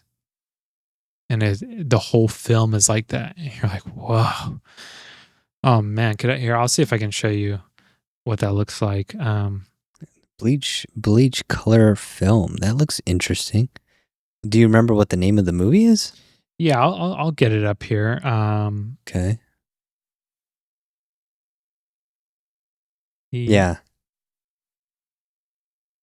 Yeah, because it's just it's a crazy. Because you have to experiment. You have to also look up the pictures for Megalopolis. I mean, they're absolutely gorgeous and so interesting looking. Because that is crazy. Yeah, Shia LaBeouf looks absolutely wild in Greek goddess drag. That is really, really weird. Yeah, he's like a drag queen. Yeah, isn't that crazy looking? Yeah. Okay, so yeah, here's what the movie looks like the whole time. Aggro drift. Okay. See this? Yes. What the hell? That's the whole movie. Isn't that crazy? So and which director did this? So I kind of got that wrong. He didn't direct Kids, he wrote it. But Harmony Korine, I believe. Okay. Yeah, and he I don't remember Kids. Like Kids what? I'll bring up more movies that he did. He did Gummo, he did Spring Breakers. Oh, okay. Yeah, he did what are some of the other? Mr. Lonely. It's kind of a weird looking one. Is it Jared Leto? Diego Luna. Oh. Okay. Yeah. But yeah, so it's just interesting that some of these directors are, really trying to push the boundary with how the film looks, messing with that's extreme. That's an extreme example. But you see directors doing that. Yeah. It's another one is The Revenant, which is a much more subtle example. But in that vein, right? Messing with the way we see films in a concerted way, because everything was shot wide. Yeah. Everything. The close-ups were wide. So it's interesting. I love that. Yeah, it changed a lot. I mean, it pushed things. It definitely pushed things You see forward. directors doing that a lot more now. Yeah. With Denis Villeneuve, Yeah. So he took the mantle on that. Look at Dune. It looks absolutely wild. Mm-hmm. So beautiful. So Dune 2 was such a beautiful looking film. It was absolutely gorgeous, man. Yeah. Even though you don't like Timmy. No. No, and he's playing Bob Dylan. Oh, that kills me. Have you heard about that? No. He's playing Bob Dylan. And I can see that. It kills me. What? Well, who would you like to play Bob Dylan? Who would I like to play Bob Dylan? Not Timothy Chalamet. Oh my God. Here we go. The guy with the least amount of depth. Oh my God. We're going to play one of the deepest, most mysterious artists of the past 100 years. Yeah. Like, dude, that is so... who would you prefer? So terrible. To play Bob Dylan? Yeah. Well, what's interesting is one of the actors I thought did it well was a woman. Yes. Was it Cate Blanchett? Oh, yeah. It was Cate Blanchett. Yeah. Yeah. She did the best. She was the best Bob Dylan. She was the best, huh? Oh, how unbelievable is that? That shows you how great of an actress she is. She's amazing. Even though, even though she just did a terrible movie. Yeah, now we're really running through these topics. Oh my god. Yeah, because Borderlands. Oh my gosh, dude. Yeah. Borderlands. Yeah. I feel bad because it's almost like Punching Down. I mean, that movie's been so trashed by everybody. I mean, what's left to? They're beaten to a pulp at this point. Yeah, exactly. You know what? I do feel sorry to interrupt you, but I do feel good about that because Kevin Hart is in it, and he just needs to keep taking shots. Oh, keep terrible. Keep hitting that guy. Come on, that's old Kevin, beat man. him down. Yeah, he needs that because he needs to stop. It's so bad at this point. It's so bad that keep hitting that dude. What you got against Kevin Hart? What do I have against Kevin Hart? Yeah. He's terrible. Oh. That's what I have against him. He's so terrible. In movies? Yeah. And in stand-up. Oh, dang. What's a good one? What is a good one? A good what? Kevin Hart movie. Oh, what? Give me a movie where he did. Actually, I have one, but you go ahead. Soul Plane. What? Soul Plane? That's fucked up. Exactly. Soul Plane or Jumanji. Hey, you know what? In terms of box office success, that man he's fire. He brings some money. Is he? He brings some money.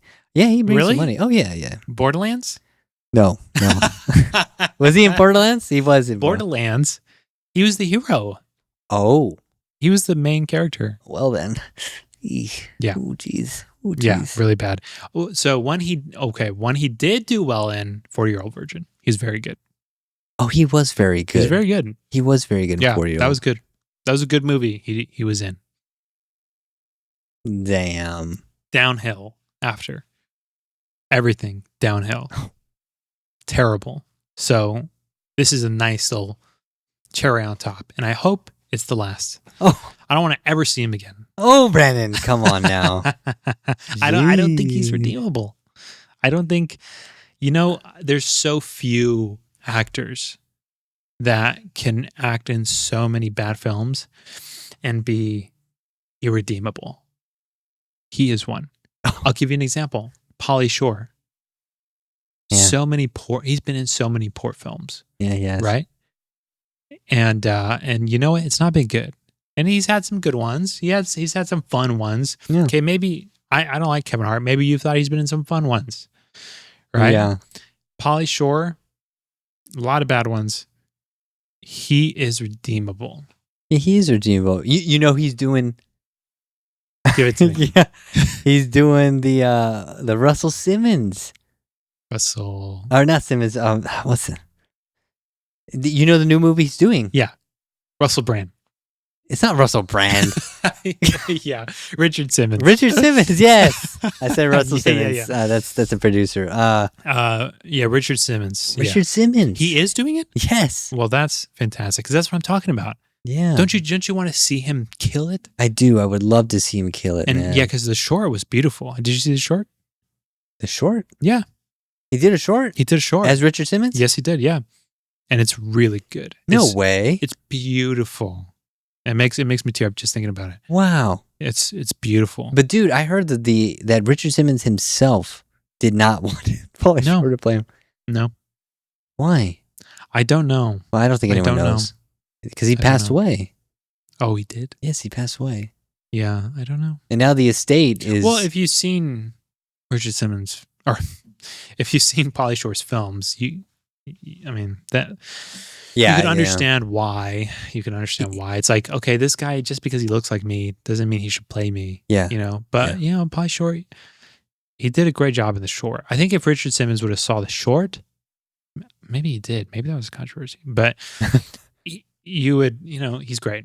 But dude, okay, well, I'm excited because I do believe he could do it, man. Well, if you watch the short, yeah. He definitely can. Okay. Oh, yeah. Well. So good. It's so good. Oh, man, I really want to watch it. However, he might have trouble playing the young Richard Simmons. If that's part of the story, that may be tough. But I don't know. Because right in the short, he's playing the older Richard Simmons, and that sells like perfect. Wow, perfect, and it's really good. Dude, but what about the Robin Williams biopic, man? Oh, I know. Well, that I know. I know, but that's come and gone, right? That's not even. What happened? Anymore, right? Why did he take that down? He had to. Why? He's getting impressed. By who? The estate? I don't think so. No, I don't think so. I think one, I do think that his daughter Zelda. Oh, his daughter. That's what it was. I think his daughter Zelda was saying requested for him to move it. Yeah, that's what it was. Yeah, and he honored her and said yes, even though he had worked his freaking ass off. But I think she even said that he clearly is extraordinary as a actor, but this is just too painful right now. Something like that. And wasn't it? Was it? No, that's not right. I was thinking, wasn't it the John Belushi? That's a totally different thing, I think. What? I thought it was yeah, right? Because isn't he friends with John Belushi? Yeah. In the short, they show that, right? Yes. And there's like a tumultuous story behind that. And I think there's just too sensitive of information into his personal life that was part of that they didn't want out and revealed and to kind of be known for, because that was her father's darkest time. Yeah. And there's true tragedy during that time, which of course makes for a great film. Exactly. Selfishly. Yeah. But I mean, he may not want it to be remembered as that. He may as a man want truly wanted that behind him. Which makes sense. And he did. I mean, look, he did so many great things. Yeah. I mean, he certainly has the right. I mean, did so many great things. He did, man. What's another topic there? I mean, I have a number of things, but why did you want to wrap it up? I don't. I mean, it depends. I had Maestro didn't go anywhere. Are good movies worth making? Kevin Costner's Western epic is a huge risk. Oh wow, it's a lot. Deadpool and Wolverine outshined everything. Twisters wasn't as big as it should have been. Shit, I want to say Twisters. Let's go to Maestro and then Twisters. Okay.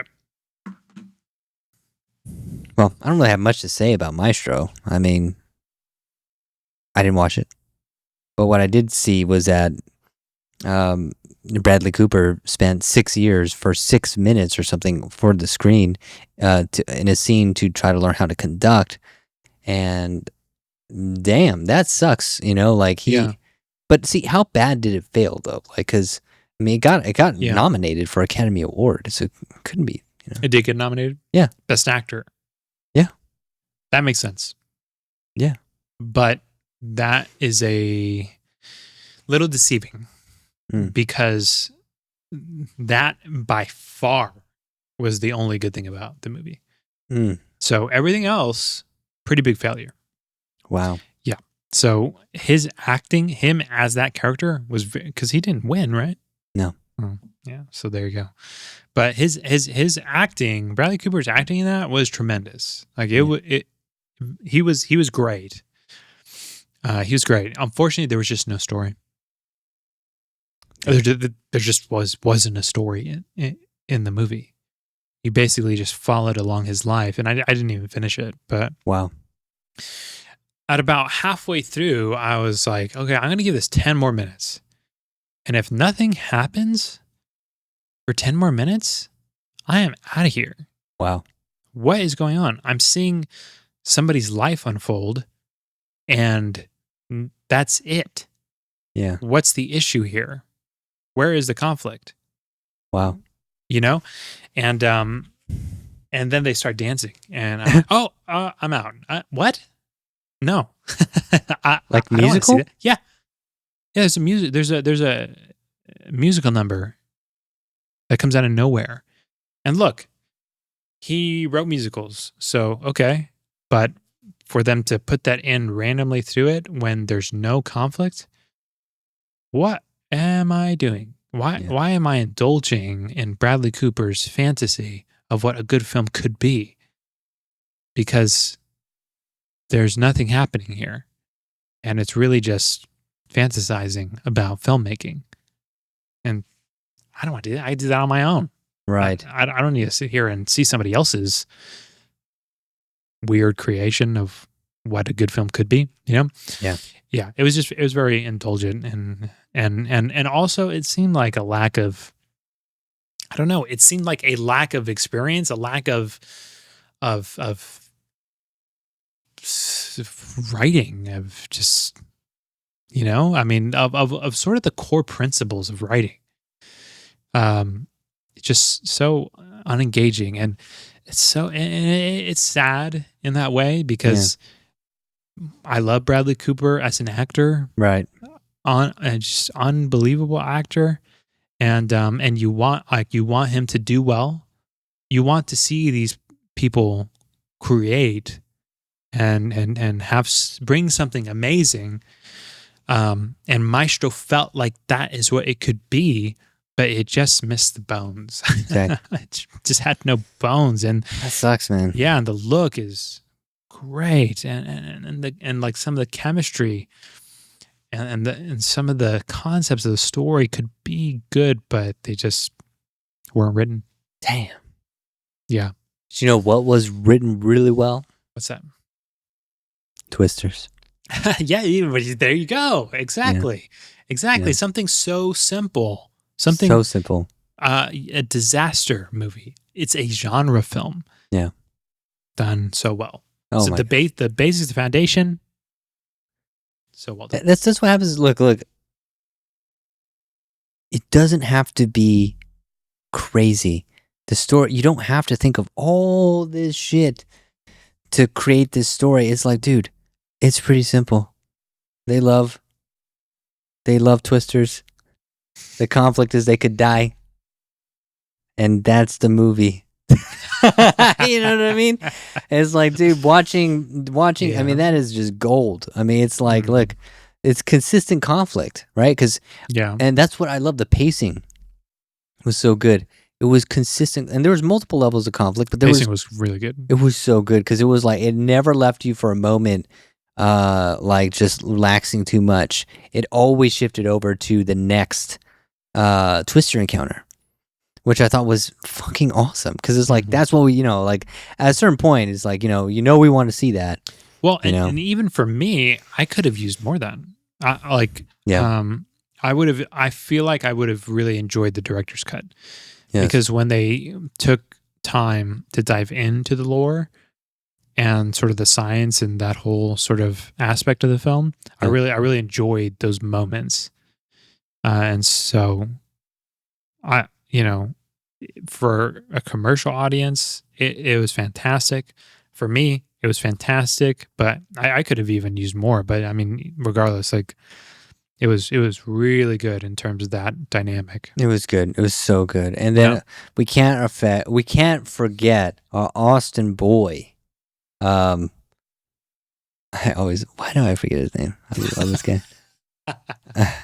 Even though I just forgot it. You won't forget him because we're gonna give you his name. Glen Powell. Glen Powell. And I didn't. I don't know why on the spot. Sometimes I always remember Glenn. Like the dude is a freaking stud.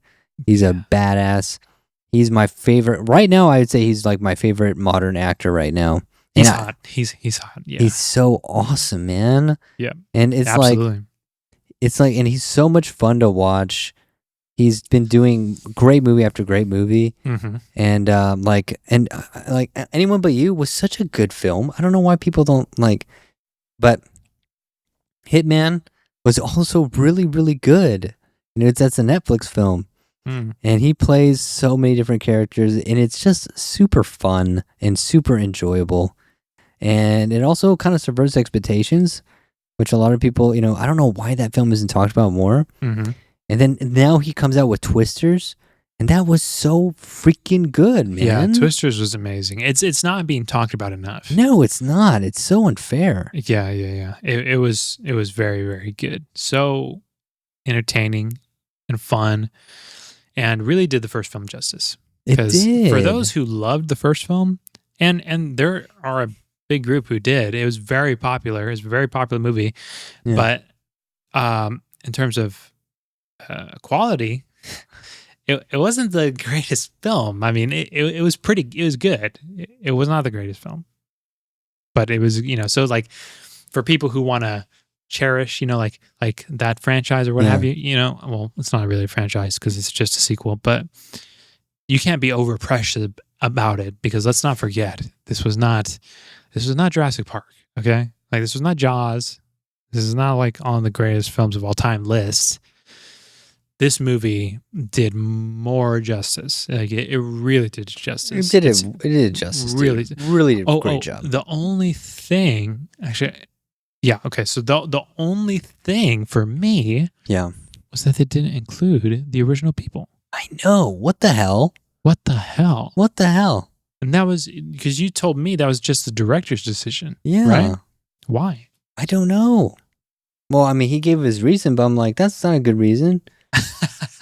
Yeah. What the hell, man? Come on, Lee. I know. Lee Isaac Chung, dog. I know, because I think they both said they'd do it. Did they? I think that's what I saw. I think they both said, "Yeah, I would have done it." That's terrible. I'm pretty sure Helen Hunt verbatim said, "Yeah, I was waiting for the call." Wow.